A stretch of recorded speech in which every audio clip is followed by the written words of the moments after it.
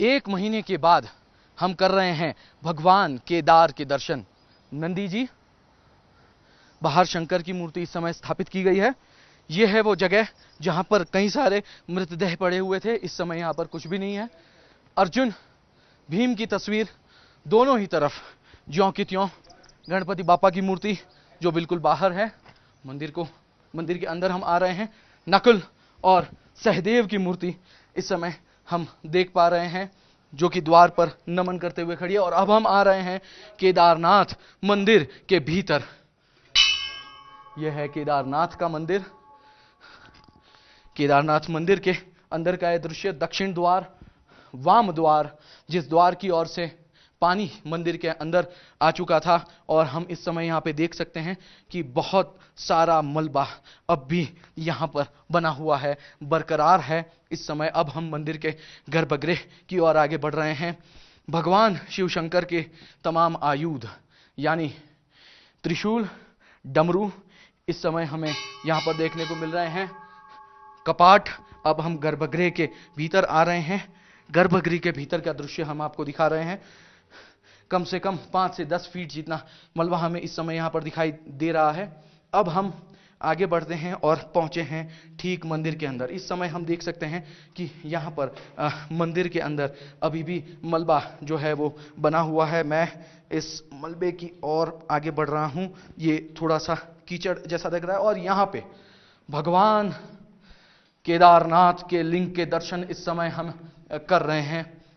ऊपर का झुम्मर इस समय वही है। ये वो जगह है जहां पे सैलाब आया था, लेकिन यहां पर सिर्फ मलबा आ पाया, नहीं आ पाई तबाही, नहीं पहुंच पाई तबाही। भगवान केदारनाथ के दर्शन हम इस समय यहां पे देख सकते हैं। कुछ अगरबत्तियां हैं यहां पर कुछ बिल पत्र चढ़ाए गए हैं। हम भी भगवान को नमन करेंगे।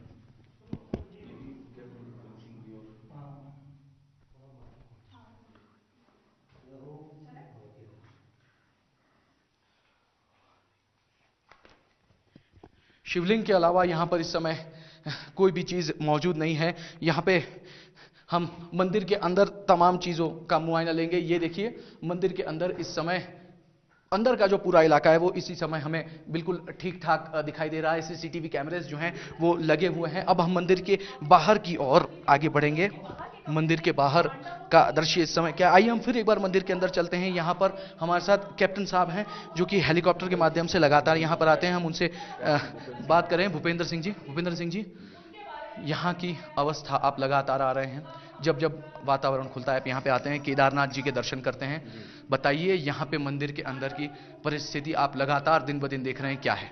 पहले यहाँ पे जब शुरू में बहुत मलबा था और पहला जो कक्ष है उसके अंदर बड़ी मृत शव थे। अब बहुत कुछ साफ कर दिया गया। पहले अंदर चलने में भी बड़ी कठिनाई होती थी, अब तो बड़ी सफाई हो चुकी है बहुत पहले से। समय के साथ आहिस्ता आहिस्ता करके यहाँ पे पूजा वगैरह सब कुछ सुव्यवस्था से सब कुछ शुरू हो जाएगी जी। यहाँ पे हम एटमॉस्फेयर के बारे में बताइए, किस तेजी से बदलता है या केदारनाथ यहाँ पे? केदारनाथ में 11,500 की हाइट है और ठंड का मौसम रहता है यहाँ पे। और अब मानसून चल रहा है तो मानसून में बारिश और बादल और कोहरा, ये 3 चीज़ बहुत ही जल्दी से आते हैं और बहुत ही जल्दी से साफ हो जाती हैं। रात को तापमान 0 से नीचे चला जाता है। तो ये है केदारनाथ के मंदिर के भीतर का दृश्य। यहाँ पे हरक सिंह रावत जी मौजूद हैं। हरक सिंह जी, यहाँ पे आस्था का स्थल, ये वो जगह है जहाँ पे करोड़ों माथे रोज टेकने के लिए आते हैं। आज भी करोड़ों लोगों के भगवान हैं। आप कब तक, सरकार कब तक इसके दर्शन आम जनता तक करवा पाएगी? देखिए, हमारी सरकार की पूरी कोशिश है कि हम हेलीकॉप्टर के बलबूते पर, जैसे भूपेंद्र सिंह जी ने कहा है कि जिस तरह यहाँ एक एक हफ्ते मौसम बंद रहता है, हेलीकॉप्टर की फ्लाइंग नहीं हो पाती है, हम हेलीकॉप्टर के बलबूते पर यहाँ यात्रा शुरू नहीं कर सकते हैं, लोगों को जान जोखिम में नहीं डाल सकते हैं। हमने पैदल मार्ग बनाने के लिए लगातार 300 हमारे मजदूर गौरीकुंड से लेकर केदारनाथ तक पैदल मार्ग बना रहे हैं। जैसे ही हमारा पैदल मार्ग बनकर तैयार हो जाएगा, हम बाबा के केदारनाथ के दर्शन के लिए और यहाँ की पूजा अर्चना करने की हमारी सरकार अनुमति दे देगी।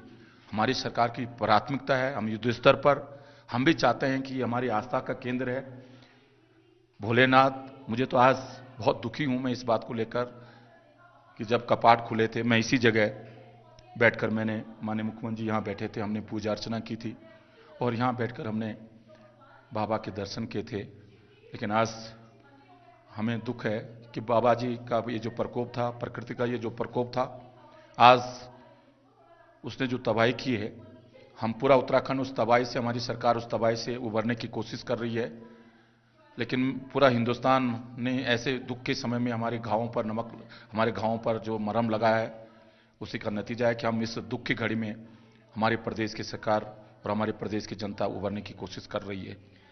एक महीने के बाद भगवान भोलेनाथ से मैं प्रार्थना कर रहा हूं कि बाबा हमको इतनी शक्ति दे कि हम तेरे दरबार में आज फिर ये लाखों करोड़ों श्रद्धालु फिर इस दरबार में आ सकें। हम सबको, इस उत्तराखंड वासियों को, देशवासियों को इतनी शक्ति दे।